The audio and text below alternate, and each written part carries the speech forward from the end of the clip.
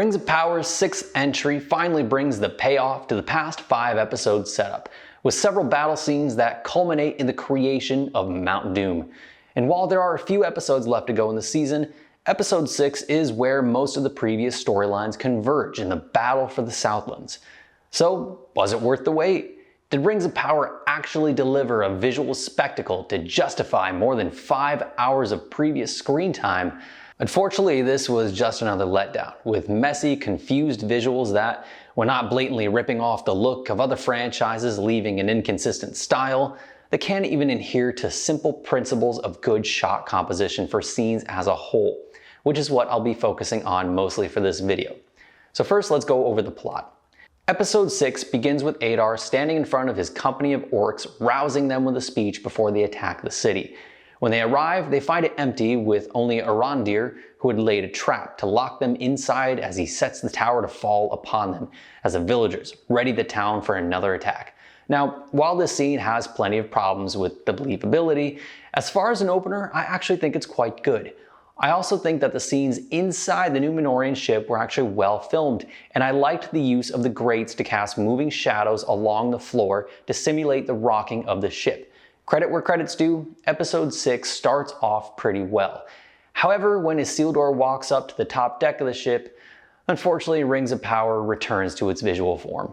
While the Númenóreans sail towards Middle-earth, the Southlanders spring their final attack on the orcs.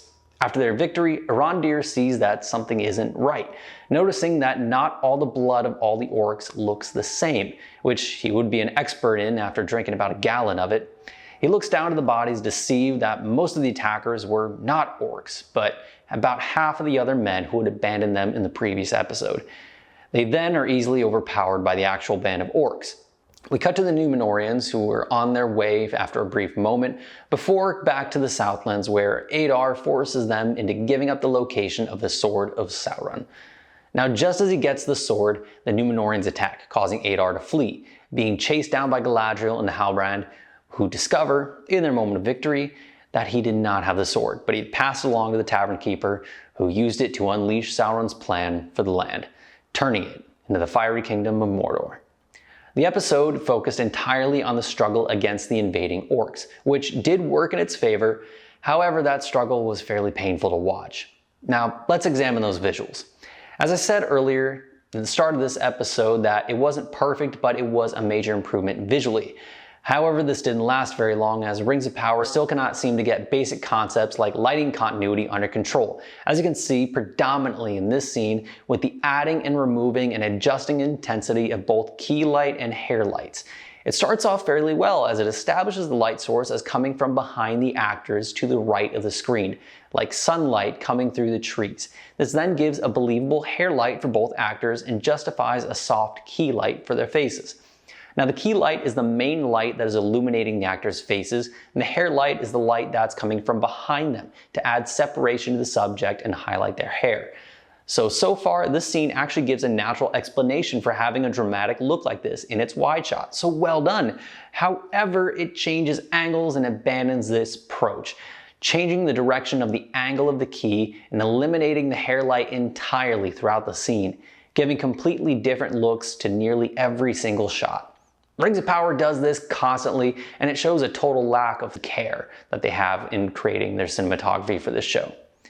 Now, moving on to the identity issue this show continues to face, let's take a look at the fight between Arondir and the massive orc.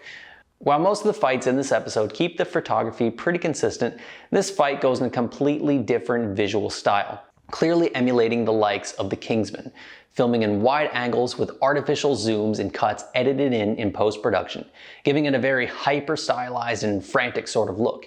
And although this works well for the style of the Kingsman series of films, here it feels completely out of place, as if the filmmakers were just trying something different because, well, that technique was successful in another franchise, rather than adopting the style of their own.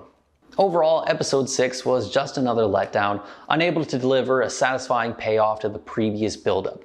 Visually, it was a mess, unable to even get basic concepts of cinematography right. Well, thanks for watching this video, and if you enjoyed it, give it a like and share it around, and if you haven't yet, subscribe to my channel for more videos just like this. And remember to hit the bell button so you get notified every time I post a new video. And let me know in the comments, what did you think of episode 6 of Rings of Power? Frankly, my dear, I don't give a damn.